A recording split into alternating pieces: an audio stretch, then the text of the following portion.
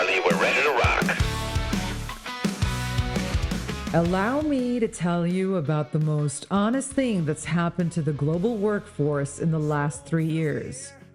And it wasn't a CEO's vision, it wasn't a government policy, it wasn't even a protest.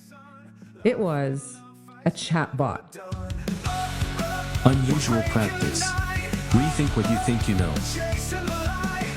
A chatbot showed up to work, did your job in 45 seconds, and in the uncomfortable silence that followed, you had to sit there and ask yourself a question you'd been avoiding for years. Did I actually like this? Welcome to Unusual Practice. I'm Charli, and today we're not talking about whether AI is going to take your job. That conversation is boring. It's been done to death.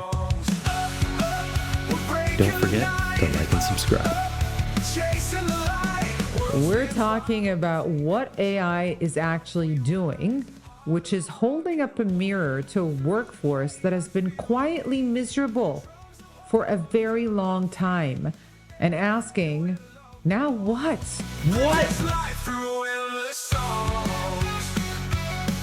This is the episode called AI Didn't Take Your Job.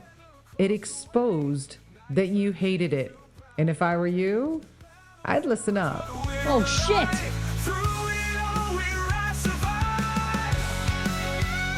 Here's a game I want to play. 2 sets of statistics. Now stay with me. Stat set 1, according to Gallup's latest State of the Global Workplace report, the one they dropped in 2026 covering 25 data, global employee engagement has fallen to 20%. That is the lowest it's been since 2020.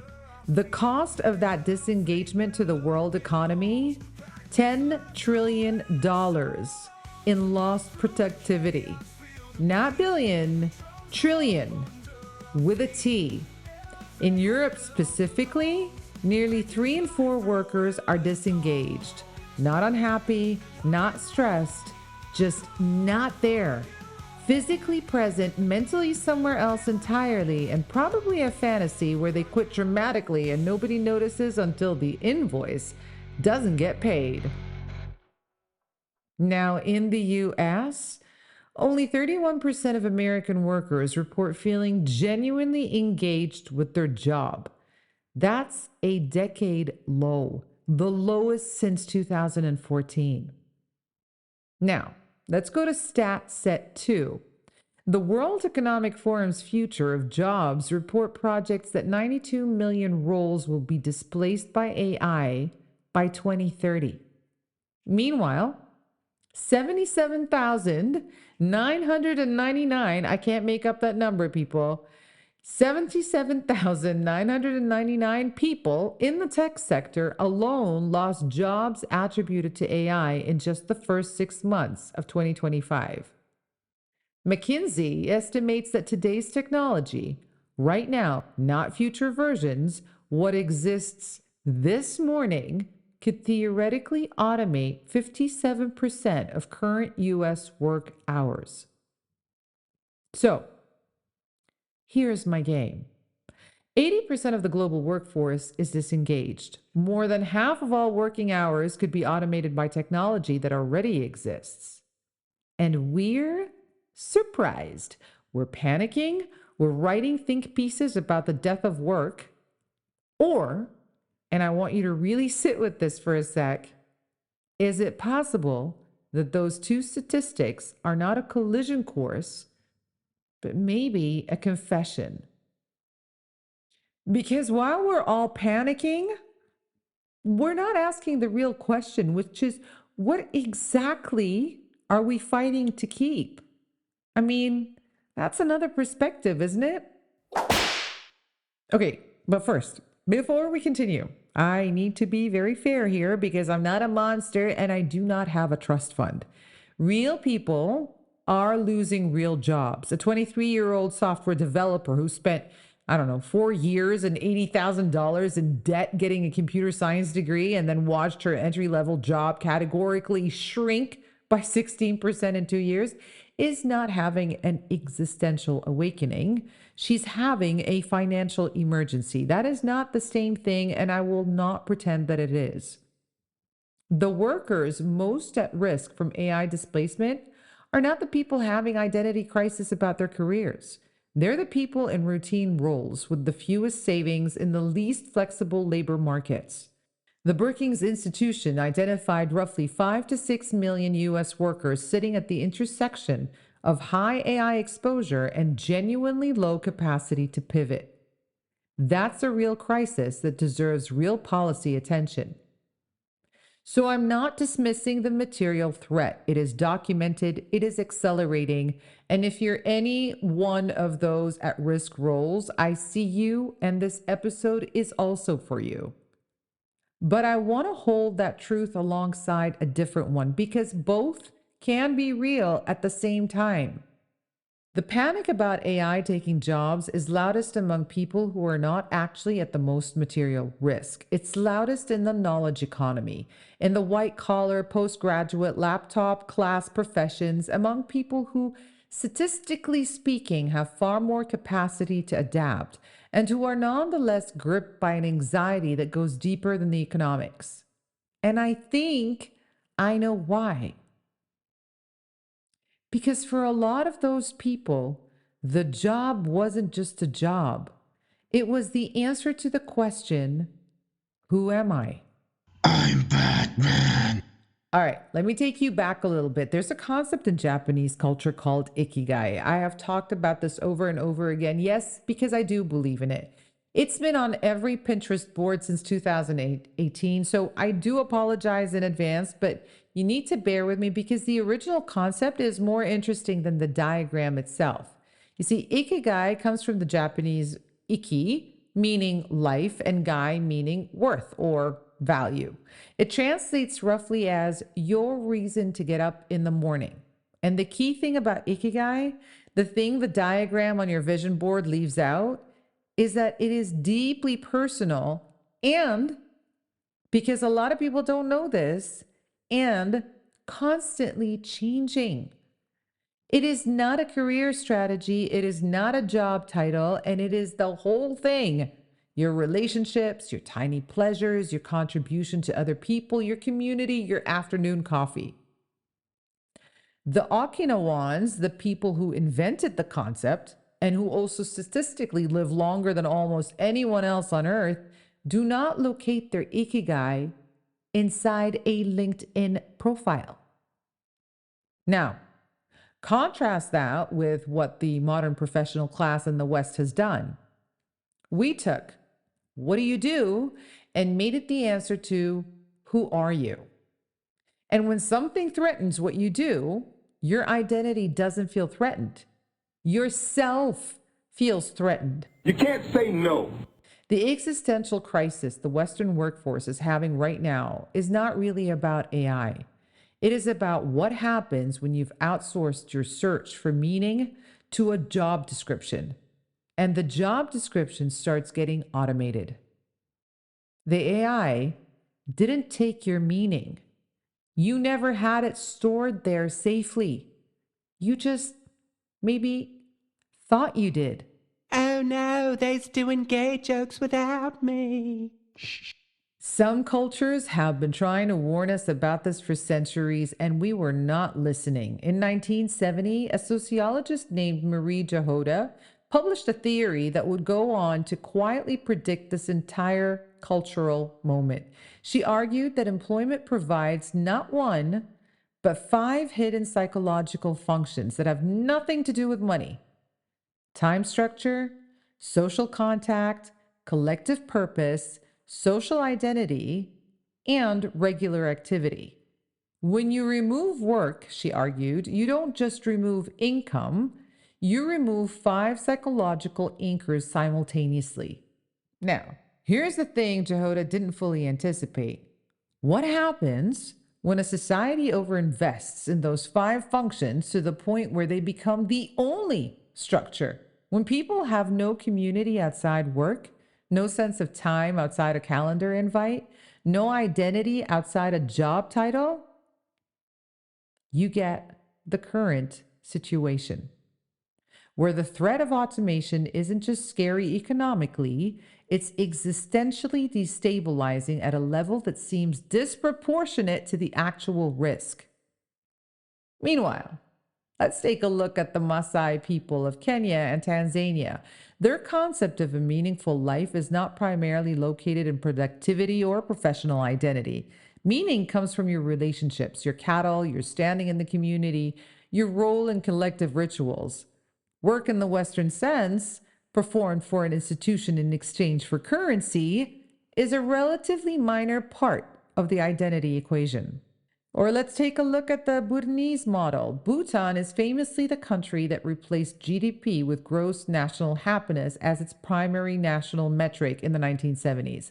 Their framework includes psychological well-being, cultural preservation, community vitality, and time balance, meaning the ratio of time spent working versus living. They structurally assume that work is a means, not an end.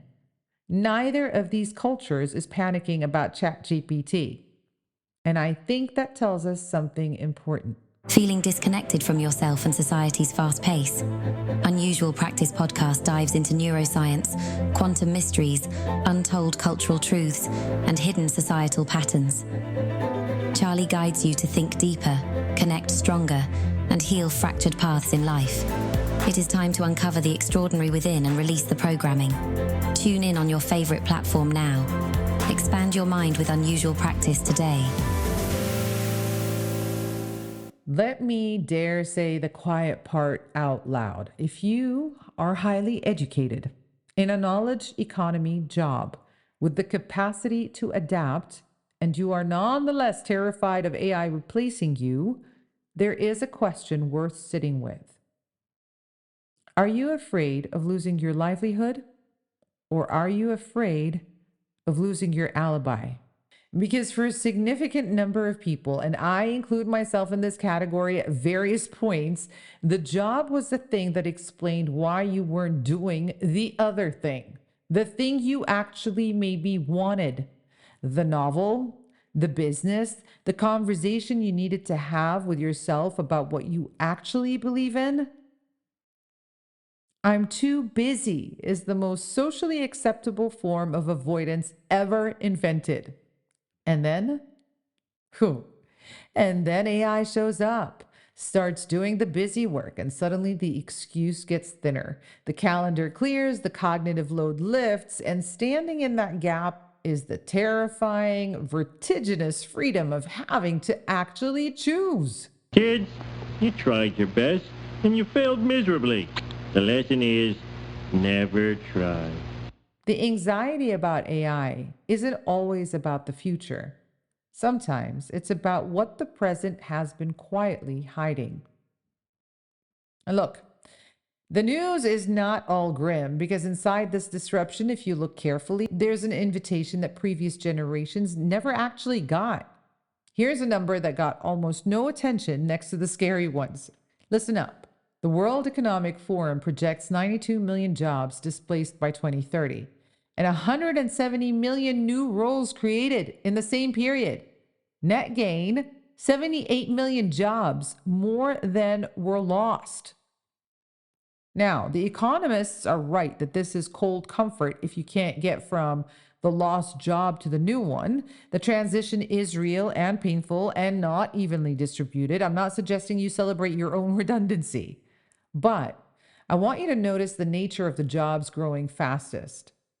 The WEF identifies them as AI development, but also care work, education, creative roles, sustainability, community development, roles defined by human judgment, human connection, and human values. In other words, the future of work looks a lot less like a spreadsheet and a lot more like a person. I think you are absolutely amazing. Remember our buddy Viktor Frankl? Well, he identified 3 routes to meaning: through what you create, through what you experience, and through how you respond to unavoidable suffering. None of those 3 pathways require a job title.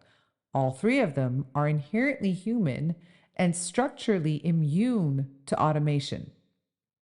The Okinawan centurions with their ikigai don't lie awake worrying about being replaced by robots, not because they're naive about technology, but because their sense of purpose is woven through their whole life. Their garden, their friendships, their morning routine, their role in the community. That is not a productivity framework. That is actual survival strategy. All right, now usually I do give out frameworks, but this time I'm going to give you 3 honest questions because you've got enough frameworks and I'm guessing your Notion is full of them. So question 1, if AI did your job tomorrow, what would you do in the afternoon? Not what would you stress about, not what would you apply for, what would you actually do with your time? If the answer comes quickly and feels like relief, pay attention to that. That is information. Question 2, what are you calling career anxiety that might actually be life unlived? The two feel identical from the inside. I get it. Both make your chest kind of tight and both feel urgent, but they have different solutions. One needs a CV update, the other needs a longer conversation. And question 3, what would you do if the identity built around your job title just fell away? Gone. Not who would you be, who would you become? There's a version of you on the other side of that question that isn't smaller. They're just harder to justify to other people at dinner parties. Because here's the thing Frankel kept trying to tell us: from the most extreme conditions imaginable, meaning is not found in circumstances, it's found in response to circumstances. So, check this out. AI is a circumstance. What you do with the space it creates, that is the whole game. Don't forget to like and subscribe. All right, we've spent decades building identities out of job titles, and now something faster, cheaper, and infinitely less sleep deprived is quietly doing the filing, the first drafts, and the customer service emails. And the real question is not, will it take your job? Like, comment, and subscribe. The question is, when the noise stops, who is left? Oh, if you like that person, the quiet one underneath all the productivity, then you're going to be just fine. Not comfortable, maybe, and not immediately feeling secure, but fine in the way that actually matters. And if you don't like that person yet, well, now you've got all the time in the world to work on it. Before I let you go and have your quiet existential moment, a few things. If this episode hit different, if you paused it, rewound it, or immediately sent it to someone who needs to hear this, that's basically a 5-star review in human form. But also, actually leave a 5-star review because the algorithm doesn't run on vibes. It would be great if you follow Unusual Practice because I'm seeing the amount of people that are following, but not enough people are subscribing. You can do that on Spotify, Apple, all of them, because we do this on every episode. We take the thing everyone is performing opinions about and ask the question nobody actually asks. Until next time, stay curious, stay honest, and please go find something that matters to you that is not on your resume. That's a win. Mom, somebody just followed me. I'm Donald Trump, and I approve this message. Drums of hope under our feet. Elevate when love